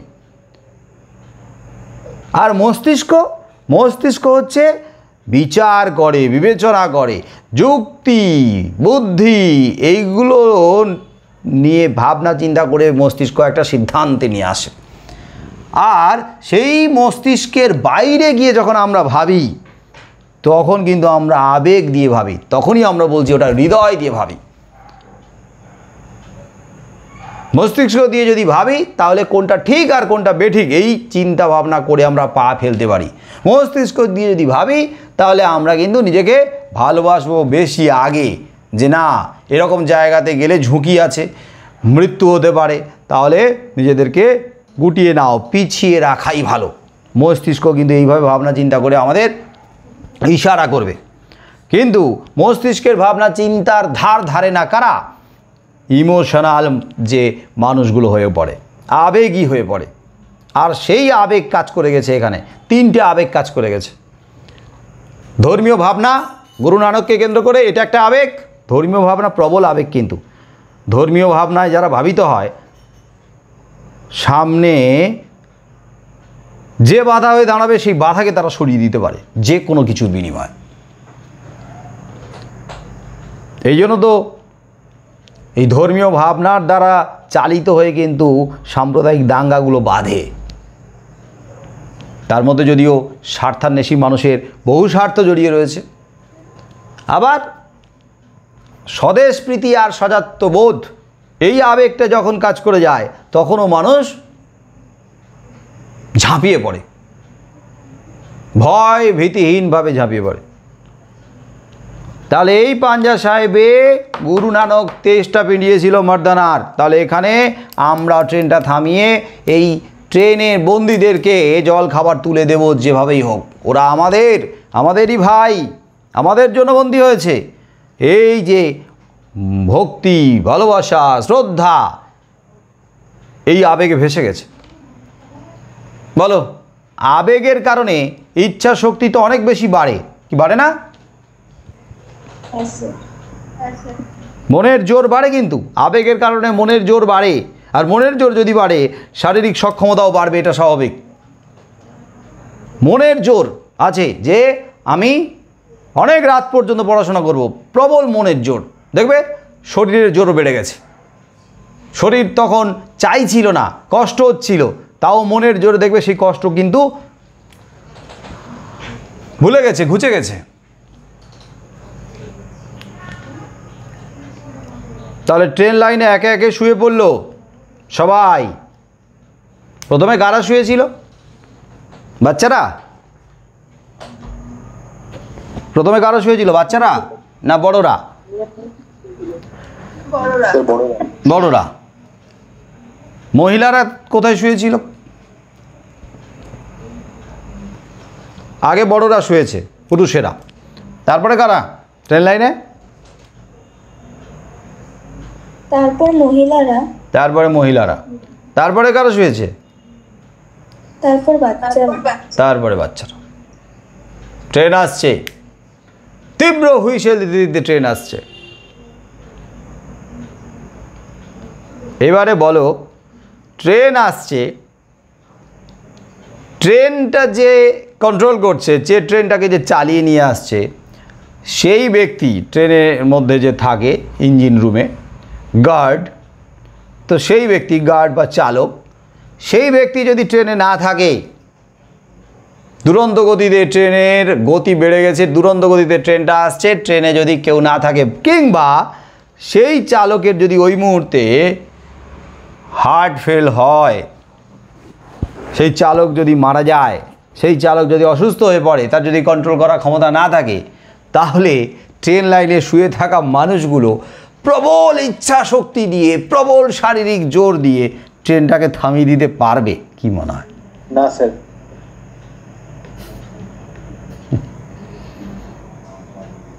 প্রবল ইচ্ছা শক্তি, বিশাল শরীরের জোর, সবাই শুয়ে পড়েছে। বিশাল শরীরের জোর নিয়ে, মনের জোর নিয়ে শুয়ে পড়েছে। ট্রেনের চালক হার্ট ফেল করে গেছে বা অসুস্থ হয়ে পড়ে গেছে, তার কন্ট্রোল করার ক্ষমতা নেই। তাহলে ইচ্ছা শক্তি দিয়ে ট্রেন থামানো সম্ভব? না স্যার। না স্যার। হ্যাঁ স্যার। তাহলে ট্রেনটা থামলো কি করে? নিশ্চয়ই চালক অসুস্থ হয়ে পড়েনি, মারা যায়নি, বা চালক ছিল না তা নয়, চালক ছিল, কি তাই তো? হ্যাঁ স্যার। হ্যাঁ স্যার। তাহলে ট্রেনটা কি করে থামলো আমাকে বলো? চালকের মানে মানবিকতা, যে মানে এতগুলো মানুষকে আমি ঠিক। কুচড়ে দেবো, ঠিক ঠিক ঠিক, থামিয়ে নিয়েছে ট্রেন। চালকের মানবিকতা। তার মানে হঠাৎ করে চালকের মধ্যে মনুষ্যত্ব বোধ, বিবেক, চেতনা, মানবতা সব জেগে উঠেছে। তার মানে চালকের মনের ওপরে প্রভাব পড়েছে, প্রভাব। চালক না থাকলে ইঞ্জিনের মনের ওপরে কোনোভাবেই প্রভাব পড়তো না, প্রভাব ফেলা সম্ভব ছিল না। ইঞ্জিনের মনের ওপরে প্রভাব ফেলা যায় না। ইঞ্জিন কিন্তু আস্তে আস্তে ভাবতে পারবেই না, পারতই না। এতগুলো লোককে আমি চাপা দিয়ে যাব, ইস আমার একটু কষ্ট হবে না? এতগুলো লোককে আমি মেরে দিয়ে যাব, এই না, আমি থেমে যাই। তাহলে ইঞ্জিনের মনের ওপরে প্রভাব ফেলা সম্ভব ছিল না, ইঞ্জিনের মন নেই। কিন্তু চালকের মন আছে, চালকের মন আছে। যদি চালক ভারতীয় হয় তাহলে তাড়াতাড়ি প্রভাব পড়বে তার মনের উপরে, তাই না? হ্যাঁ স্যার। হ্যাঁ স্যার। চালক যদি ইংরেজ হয়, চালক যদি ফিরিঙ্গি হয়, তাহলে এত তাড়াতাড়ি প্রভাব পড়বে না। হয়তো প্রভাব পড়তেই পারে, হতে পারে ইংরেজ, হতে পারে ফিরিঙ্গি, তাদের মধ্যে কেউ যে খারাপ মানবিক ছিল না তা তো নয়। হয়তো ওই মুহূর্তে তার চেতনা জেগে উঠল, ইস এতগুলো মানুষকে মেরে দেবো, নিরীহ মানুষগুলোকে, কিচ্ছু করেনি, তারা লড়াই করছে, থামিয়ে দিল। আর যদি ভারতীয় হয় খুব তাড়াতাড়ি প্রভাব পড়বে, আমি ভারতীয় হয়ে এতগুলো ভারতীয়কে হত্যা করব বিনা দোষে, বিনা কারণে, আমার চাকরি যায় যাবে, কিন্তু আমি কিছুতেই আর নিয়ে যেতে পারবো না, দিল ব্রেক কষে। এটা স্বাভাবিক। তাই মনের জোরে নয়, শরীরের জোরে নয় ট্রেনটা থেমেছে, ওই চালকের মানবতার জোরে। চালকের মানবতা যদি না থাকে, মানে সুপ্ত অবস্থায় থাকে, সেই সুপ্ত অবস্থায় থাকা মানবতাকে জাগিয়ে তুলেছে এতগুলো মানুষ তাদের মনের জোরে। তাহলে এটা কিন্তু সম্ভব, এটা বিশ্বাসযোগ্য, এটা বাস্তব, এটা যুক্তিসঙ্গত যে ট্রেন লাইনে শুয়ে মানুষ ট্রেন থামাতে পারে। কিন্তু আমি একটু আগে বলেছিলাম পাথরের ভেতরে কিন্তু কোনো মানুষ নেই যে পাথরটাকে সে কন্ট্রোল করছে। পাথর গড়িয়ে গড়িয়ে আসছে, পাথর কিন্তু ভাবতে পারে না যে এতগুলো মানুষকে চাপিয়ে দিয়ে যাব গুরু নানক সহ তার শিষ্যদেরকে, তাহলে আমি একটু থেমে যাই, গতি কমিয়ে দিই। তাই পাথরের চাঙড়টাকে থামিয়ে দেওয়া সত্যি অসম্ভব। তাহলে ঘটনা হচ্ছে, আমার প্রশ্ন ছিল কথক পাথরের চাঙড় থামিয়ে দেওয়ার ব্যাপারটাকে বিশ্বাস করেননি, কিন্তু যখন কথকের মা তার ছোট বোনের প্রশ্নের উত্তর দিতে বলেছিল গুরু নানকের হাত দিয়ে পাথর থামানোটা কি সম্ভব, তখন কথক কিন্তু বলে উঠেছিল হ্যাঁ সম্ভব। ঝড়ের বেগে ট্রেন ছুটে আসা, ট্রেন থামানো গেল, তাহলে পাথর থামানো যাবে না কেন? তাহলে কথকের কাছে ওই মুহূর্তে কি করে এই ঘটনার পরিপ্রেক্ষিতে ওই ঘটনাটা বিশ্বাসযোগ্য হয়ে উঠেছে? এটা কথকের দৃষ্টিভঙ্গি দিয়ে বলো, আমাদের দ্বারার দরকার নেই, বলো।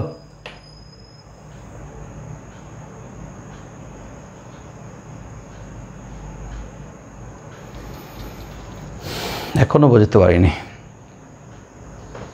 এখনো বোঝাতে পারিনি।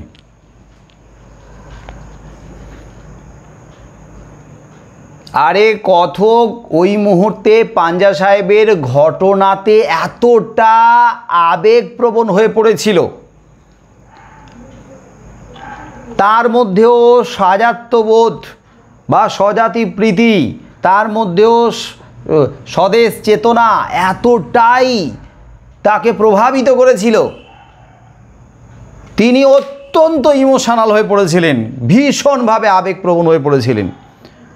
আর আবেগপ্রবণ যখন হয়ে পড়ে মানুষের, তখন আর মস্তিষ্ক কাজ করে না, তখন মানুষ হৃদয় দিয়ে ভাবে, মন দিয়ে ভাবে, হৃদয়ের আবেগ দিয়ে ভাবে। আর আবেগ দিয়ে যখন ভাবে, তখন একটা মানুষের কাছে যেটা অসম্ভব বলে মনে হয়েছিল সেটা মনে হতে পারে সম্ভব, সব কিছুই সম্ভব। আবেগ দিয়ে যখন ভাবে তখন তার কাছে যুক্তি তর্কের আর ধার ধারে না। তার কাছে তখন যুক্তি তর্ক, বিচার বিবেচনা এইগুলো সব লোপ পেয়ে যায়। তখন তার কাছে মনে হয় না এটাই ঠিক, এটাই ঠিক। এবারে এটাও আমি যখন পড়াই তখন আলোচনা করি এবং বলি যে তোমরা যে বয়সে দাঁড়িয়ে রয়েছো, এই বয়সে দাঁড়িয়ে থেকে অনেক ক্ষেত্রে তোমরা অনেক বেশি ইমোশনাল, তোমরা অনেক বেশি আবেগপ্রবণ হয়ে ওঠাটাই স্বাভাবিক, বয়সটাই এমনি। বিশেষ করে রোমান্সের ব্যাপারে, প্রেমের ব্যাপারে, ভালোবাসার ব্যাপারে। কিন্তু তোমাদের বড়দের কথা ভাবো, যখন এই রকম অবস্থার মুখোমুখি কেউ হও তখন তোমাদের যারা বড়রা, বাবা মা, বাড়ির যারা, তারা যখন তোমাদেরকে বোঝায়, আমি তোমাদেরকে মানে সবাইকে বলছি না, যে এই রকম পরিস্থিতির ভেতরে ঢুকে যাও, যে এরকম পরিস্থিতির ভেতরে পড়ে যায় এই বয়সে এসে, তখন তার কাছে কোনটা ঠিক বলে মনে হয়? তার কাছে মনে হয় প্রেম ভালোবাসা এটাই ঠিক। সে তো কোনো অন্যায় করছে না, সে তো কোনো ভুল করছে না, দোষ করছে না, ভালোবাসছে মাত্র। তো ভালোবাসাটা কিসের অন্যায়? সে তখন কিন্তু তার মতো করে, মানে তোমরা তখন তোমাদের মতো করে যুক্তি সাজিয়ে নাও, তো ভালোবাসাটা তো কোনো অন্যায় না। আমি যদি এর সাথে সাথে আমার পড়াশোনাটাকে ঠিক রাখতে পারি, এর সাথে সাথে যদি আমি আমার কেরিয়ার দিকে ফোকাস করতে পারি, তাহলে এটা তো কোনো ভুল নয়, অন্যায় নয়। কী আছে, এটা তো মেনে নিতে পারে। আমি তো এখন বিয়ে শাদী করতে যাচ্ছি না, ভালোবাসছি কাউকে। কিন্তু বড়রা জানে যে যখনই কেউ এই পরিস্থিতিতে পড়ে যায় সে তখন দুর্বল হতে থাকে।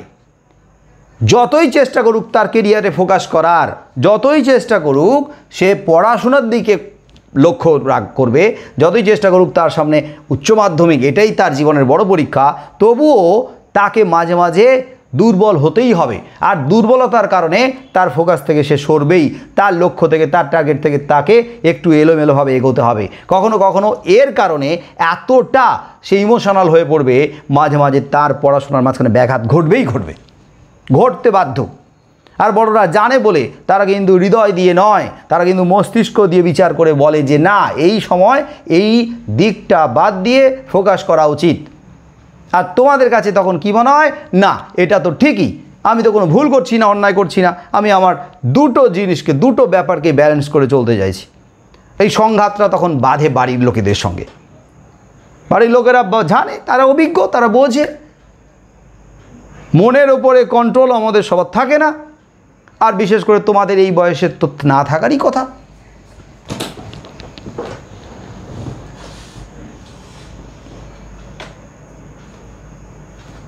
আমি যে ব্যাপারটা বোঝাতে চাইলাম, বোঝা গেল কিছু?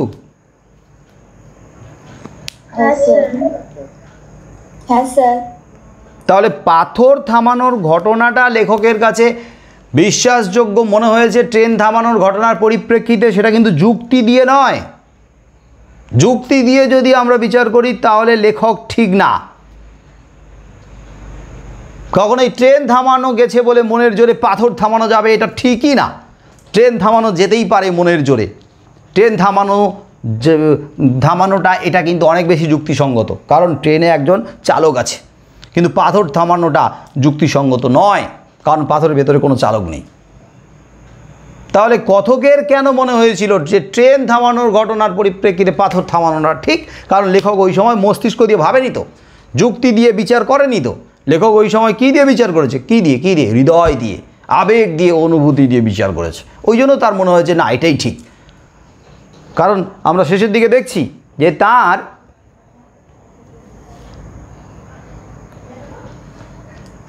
চোখে জল চলে এসেছে ওই পাঞ্জা সাহেবের ঘটনা শোনার পরে।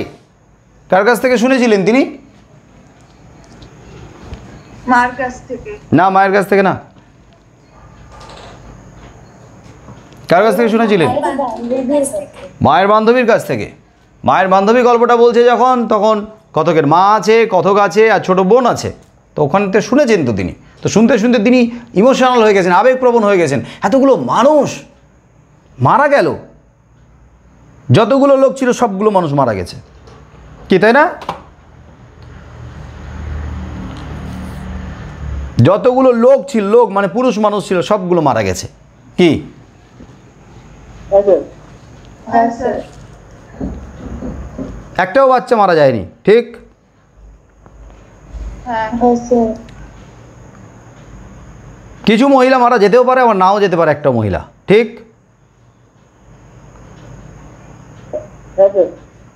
না স্যার। কি?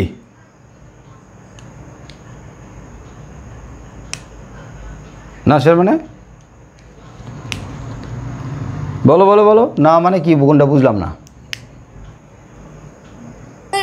স্যার ওখানে তো মানে ওরা হচ্ছে বলেছিল যে সাউন্ডের প্রবলেম হচ্ছে, বলো বলো।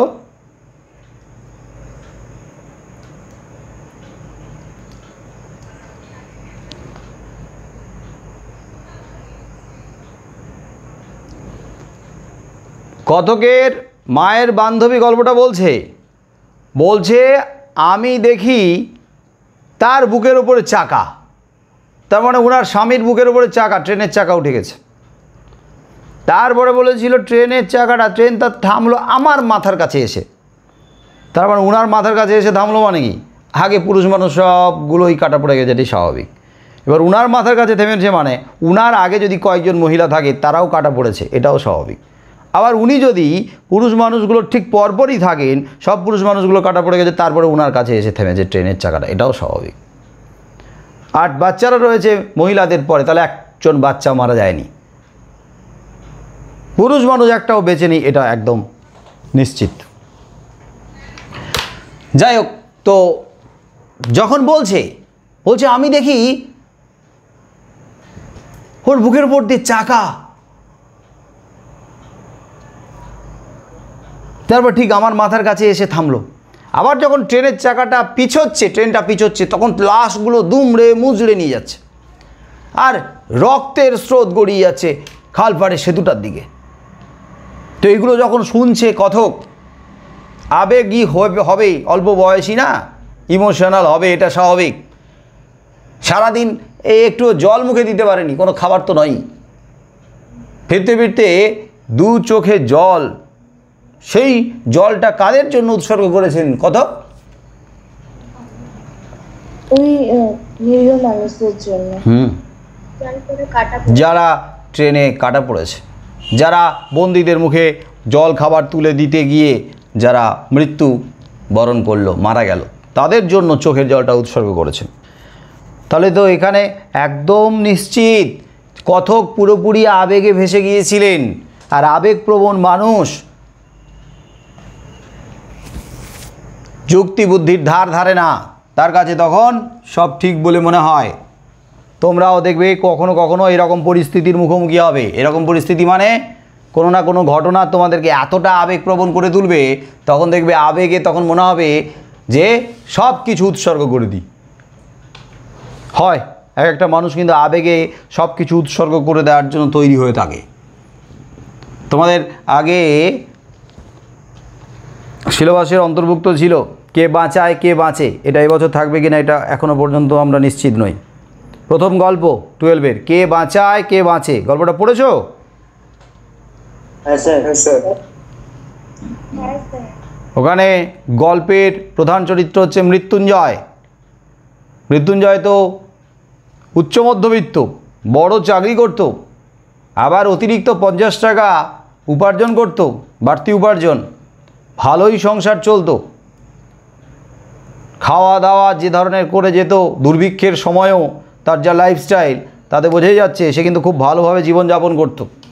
কে মারা গেল না মারা গেল তার কিচ্ছু যায় আসতো না, কিন্তু একটা দিনে একটা ঘটনা তাকে এমনভাবে পরিবর্তিত করে দিয়েছে, নাড়া দিয়ে গেছে। আস্তে আস্তে সে এতটা আবেগপ্রবণ হয়ে গেছে, তার বিবেক চেতনা এমনভাবে জেগেছে আস্তে আস্তে আস্তে, কিন্তু সে শেষ পর্যন্ত একেবারে পাগলের মতো হয়ে গেছে। হচ্ছে না? হ্যাঁ স্যার।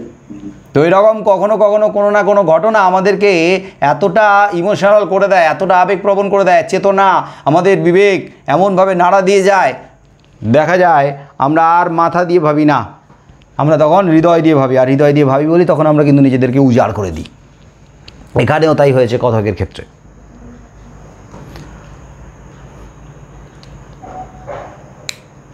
অলৌকিক গল্পে দুটো কাহিনী আছে।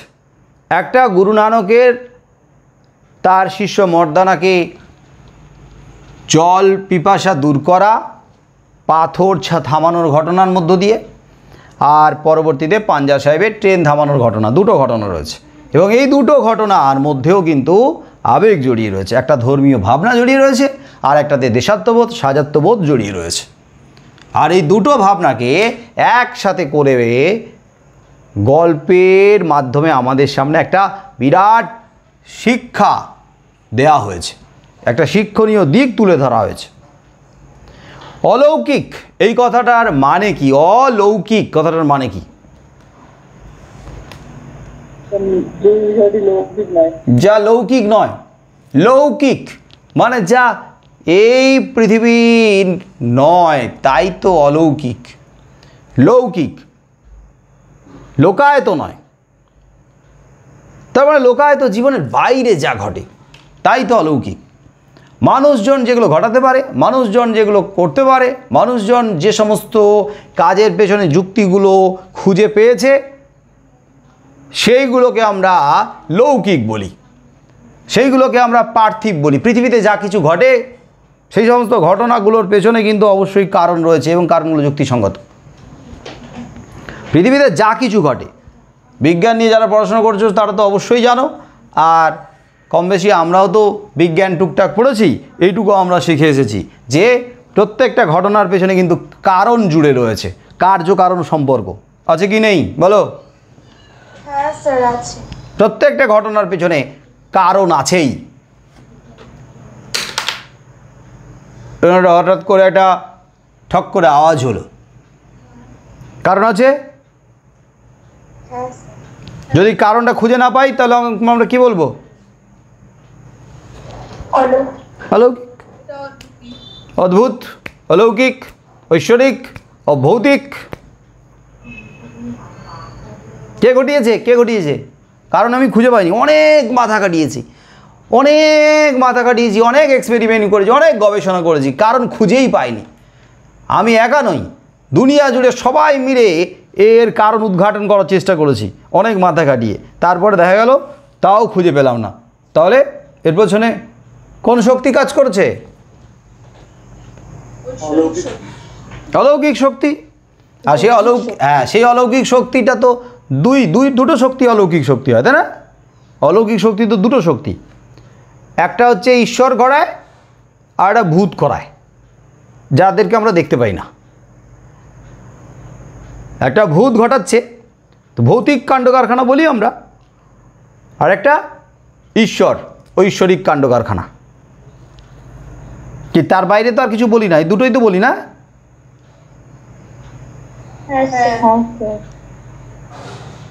কখন বলি? তাহলে কারণ যখন খুঁজে পাই না তখন বলি। অনেক ঘাটাঘাটি করার পরে, অনেক খোঁজার পরে যখন কোনো কারণ খুঁজে পাই না তখন বলি যে এই দুটো শক্তি মধ্যে কোনো একটা শক্তি কাজ করেছে, আর সেই শক্তি এই পৃথিবীর বাইরে থেকে কাজ করছে, এই পার্থিব জগতের বাইরে থেকে কাজ করছে। পার্থিব জগতে যা কিছু ঘটে তার পেছনে অবশ্যই কারণ রয়েছে, কারণ খুঁজে পাই না বলেই আমরা চাপিয়ে দিই কারণ না কারোর উপরে। আর কারণ খুঁজে পাই না বলেই আমরা বোকা বনে যাই সেই সমস্ত ব্যক্তিদের কাছে যারা কি করে না, এই ঐশ্বরিক আর ভৌতিক ক্ষমতার দোহাই দিয়ে আমাদেরকেও বোকা বানায়, আমাদেরকেও বিভ্রান্ত করে। ভূত আছে, ভূত আছে। তুমি মানুষ হয়ে ভূতের ভয় পাও না? ভূত তো আছেই, ভূত কিন্তু সবাইকে দেখা দেয় না, সময় মতো হলেও দেখা দেবে। ভগবান আছে, ঈশ্বর আছে, সবাইকে দেখা দেয় না, সময় মতো দেখা দেবে। উনি দেখা দেন না, উনি কিন্তু বুঝিয়ে দেন, কাজে কর্মে বুঝিয়ে দেন। বাস, অত দূর গিয়ে আবিষ্কার করার মতো, উদ্ঘাটন করার মতো ক্ষমতা আমাদের নেই, আমরা অতি সামান্য, আমাদের ক্ষমতা খুব কম, অতি সামান্য। তাই আমাদেরকে যেভাবে বোঝায়, যেভাবে যুক্তি দেয় সেভাবে বুঝে যাই। নিজেদের সমস্যা নিয়ে জর্জরিত, দিন আনে দিন খায় যে সমস্ত মানুষগুলো, তারা দিন রাত নিজেরা বেঁচে থাকার জন্য লড়াই করছে, তাদের ওই ভূতের কাণ্ড কারখানা, ঈশ্বরের কাণ্ড কারখানা উদ্ঘাটন করার জন্য, মাথা খাটানোর জন্য না আছে সময়, না আছে শক্তি, না আছে বুদ্ধি, না আছে শিক্ষা, নেই, কিছু নেই। সারাদিন লড়াই করে এক মুঠো খেতে খাওয়ার জন্য যারা লড়াই করে তারা মাথা খাটাবে কখন? তাহলে এই সমস্ত মানুষগুলোকে খুব সহজে এইরকম ধারণার দ্বারা কিন্তু বোকা বানানো যায়, বোকা বানানো যায়।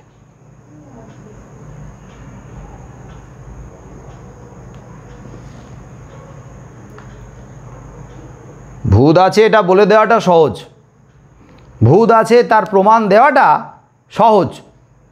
কাদের কাছে? যারা জানে না তাদের কাছে, যারা জানে না তাদের কাছে। আগে আলিয়ার কথা শোনা যেত না, আলিয়া, হ্যাঁ স্যার। আলিয়া পুকুর পাড়ে রাত দুপুরে ভূতের আলো চকচক করছে। আগুন জ্বলে, হ্যাঁ, ধোঁয়া দেখা যেত। ধোঁয়া দেখা যেত, আলো জ্বলে উঠত। তাহলে তার কারণ যতদিন না পর্যন্ত উদ্ঘাটন করা গেছে ততদিন মানুষ কি ভেবেছে? আলিয়া, ভূতের আলো। কিন্তু যখন কারণ উদ্ধার করা গেল, যখন কারণ উদ্ঘাটন করা গেল, উদ্ধার করা গেল, তখন নিশ্চয়ই আর ওটা ভূতের আলো হলো না। ওটা কি? কি ওটা? Methane gas. পুকুরে জমে থাকা ওটা রাসায়নিক বিক্রিয়া ঘটে, এটা বাতাসের সংস্পর্শে এসে জ্বলে ওঠে। বায়ুর অক্সিজেনের সংস্পর্শে। হ্যাঁ, অক্সিজেনের সংস্পর্শে এসে জ্বলে ওঠে। পচা পুকুর, পাঁক পানা পচে টচে ওখান থেকে যে ধরনের গ্যাস উৎপন্ন হয়, মিথেন গ্যাস। তাহলে এই সাধারণ মানুষগুলো, অশিক্ষিত মানুষগুলো, মূর্খ মানুষগুলো, অজ্ঞ মানুষগুলো কি করে বুঝবে ওটা কি? তো তারা তো স্বাভাবিকভাবে ভয় পাবেই, কারণ তাদেরকে ভয় দেখানো হয়েছে ওটা ভূতের আলো। তুমি একা ঘরের মধ্যে আছো, অন্য ঘরে সবাই ঘুমিয়ে পড়েছে, একা আছো, একা পড়ছো, হঠাৎ করে লোডশেডিং হয়ে গেল। এমনিতেই ভয়ে মরে আছি আমরা, তারপরে লোডশেডিং হয়ে গেল, তার মানে ছিলাম 50% ভয়ে, হয়ে গেলাম 70-80% ভীত। তারপরে সেই সময় হঠাৎ করে একটা দুম করে আওয়াজ হলো পাশ থেকে কোথাও, বাস 100% ভূত নিশ্চিত। কারণ ওই যে আওয়াজটা হলো না, ওই আওয়াজটা কেন হলো, কোথা থেকে এলো, তার পেছনে কারণ আছে। আওয়াজটা কেন হয়েছে, কারণ তো অবশ্যই আছে। তুমি যদি উদ্ঘাটন করতে পারো তাহলে তুমি খুঁজে বের করতে পারবে, কিন্তু খুঁজে বের করার মতো না আছে তোমার সাহস, না আছে তোমার শক্তি, না আছে ওই মুহূর্তে তোমার অবস্থা। তুমি ওই ঘর থেকে বেরিয়ে গিয়ে বাইরে কেন আওয়াজটা হলো, কে জানলায় ধাক্কা দিল, সেটা খুঁজে বের করতে যাওয়ার জন্য যে মানসিক শক্তি দরকার, সেই শক্তি সাহসটা তোমার নাই। আছে? বলো। না স্যার। হ্যাঁ, বাস, তাহলে তো আগে থেকেই আমরা মরে আছি। তো মরে থাকা মানুষগুলোকে খুব সহজে মেরে ফেলা যায়, মানে বোকা বানানো যায়।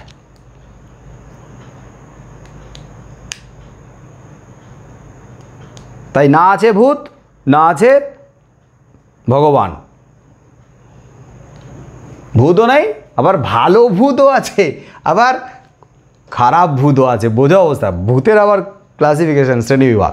এরা ভালো ভূত, এরা উপকারী ভূত, এরা তোমার ভালো করবে, ক্ষতি করবে না, ভালো না করলেও ক্ষতি করবে না। আবার এরা ক্ষতিকারক ভূত, এরা কিন্তু অমঙ্গল করে। কত রকমের ভাগ, কত রকমের গাল গল্প, কত রকমের রটনা।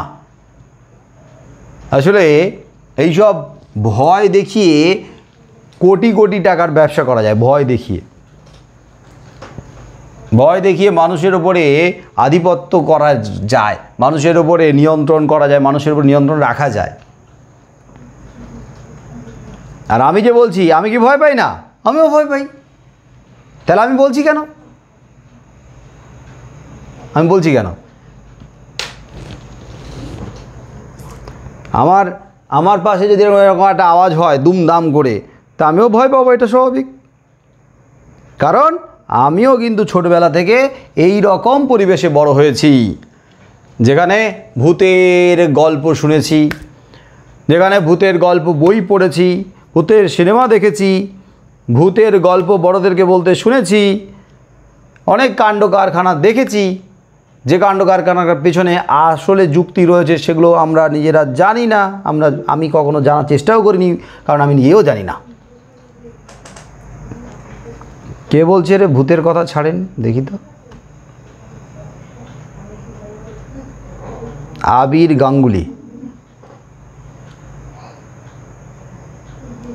এই যে ভূতের কথা ছাড়েন না স্যার, রাত্রে একা ঘুমিয়ে ভয় লাগে স্যার, বোঝো অবস্থা। আমি কিন্তু ভূতের গল্প নিয়ে আলোচনা করছি না, আমি লৌকিক আর অলৌকিক নিয়ে আলোচনা করছি। কোনটা লৌকিক আর কোনটা অলৌকিক, যেগুলোর কারণ আমরা খুঁজে পাই না সেগুলোকে আমাদের অলৌকিক বলে মনে হয়, এবং সেই অলৌকিক ঘটনার পেছনে দুটো কারণ আমরা দেখাই। কী সে দুটো কারণ? একটা ভূতের দ্বারা নিয়ন্ত্রিত হচ্ছে, না হলে ভগবানের দ্বারা নিয়ন্ত্রিত হচ্ছে, এই দুটো কারণ দেখাই। এইটা নিয়ে আলোচনা হচ্ছে। ভূত নাই, তাই ভূতের ভয় পাওয়ার কিচ্ছু নেই। যদি কোনো কিছু হয় তাহলে বুঝবে ওর পেছনে অবশ্যই কারণ আছে, আর কারণ খুঁজে পাওয়ার মতো তোমার শক্তি নেই, সময় নেই, সামর্থ্য নেই, সাহস নেই, ওই জন্য তুমি ভয় পাচ্ছ। রাতে তোমার ঘুম আসবে না, এটা শিওর আমি। কিন্তু আমার রাতে ঘুম আসবে, কারণ আমি তো জানি, মেনে নিয়েছি মানসিকভাবে যে ভূত বলে কিছু নেই। যদি কেউ ভয় দেখাতে আসে সে ভূত না, সে সেজেই আসবে, অন্য মোটিভ আছে তার। যাই হোক, ভূতের ভয় লাগছে, ভূতের কথা ছাড়ো, ভগবানের কথাও ছাড়ো। যা লৌকিক নয় তাই অলৌকিক, যা পার্থিব নয় তাই অপার্থিব, যা ভূত নয় তাই অদ্ভুত। তাহলে এই যে অলৌকিক গল্পের মধ্যে দুটো গল্প আছে, দুটো কাহিনী আছে, তার মধ্যে তোমাদের কোনটা লৌকিক বলে মনে হচ্ছে আর কোনটা অলৌকিক বলে মনে হচ্ছে? এখন বলো, এত আলোচনার পরে এখন বলো, বলো। এই ট্রেন থামার ঘটনাকে লৌকিক মনে হচ্ছে। ট্রেন থামানোটা লৌকিক, এটা যুক্তিসঙ্গত, এটা পার্থিব, এটা হওয়ার, ওটা হবেই। কিন্তু হ্যাঁ, গুরু নানকের পাথর থামানোর ঘটনাটা এটা অলৌকিক। কেন? এর পেছনে যে কারণটা কি করে থামলো সেটা আমরা এখনো পর্যন্ত উদ্ঘাটন করতে পারছি না বলে আমরা কি বলে দিলাম, এটা অলৌকিক। এর মধ্যে কিছু না কিছু একটা অলৌকিক ঘটনা জড়িয়ে রয়েছে, কিন্তু কোনো অলৌকিক ঘটনা জড়িয়ে নেই। যদি সত্যি পাথরটা থামিয়ে থাকে তাহলে প্রত্যেকটা কারণ কিন্তু এর জন্য দায়ী। পাথর থামানোর পেছনে অনেকগুলো কারণ আছে, একটা হোক অনেকগুলো কারণ হোক, সবগুলো কারণ মিলিয়ে পাথরটা থেমেছে। আর যদি তা না হয় তাহলে পাথরটা থামানোর ঘটনা ঘটেইনি, বরং হাতের ছাপটা খোদাই করা হয়েছে, পরবর্তীতে ওটাই রটিয়ে দেওয়া হয়েছে। আর পরবর্তীতে ধর্মীয় ভাবনায় কেউ ঘা দিতে যায়নি। পাথরের ছাপটা আদৌ গুরু নানকের হাতের ছাপ না ওটা খোদাই করা, সেটা কেউ উদ্ঘাটন করার জন্য সাহস দেখায়নি, কারণ ধর্মীয় আবেগে আঘাত দিতে গেলে মার খেয়ে মরে যাবে মানুষ।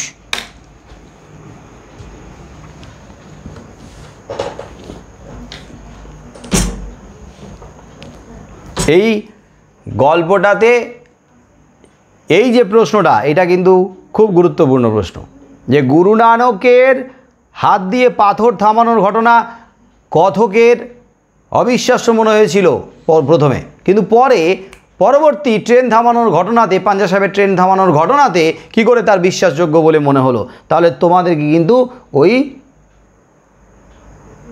আবেগ নিয়ে লিখতে হবে। লেখক সেই মুহূর্তে অত্যন্ত আবেগপ্রবণ হয়ে পড়েছিলেন। স্বজাতিপ্রীতি আর স্বদেশ চেতনা, এই দুটোর আবেগ কাজ করে গেছে। আর ধর্মীয় ভাবনা নাও যদি হয়, এই দুটো কাজ করে গেছে বেশি করে। ঠিক আছে? ঠিক আছে sir. Okay, good night, tata. Good night sir. Tata, শুভরাত্রি।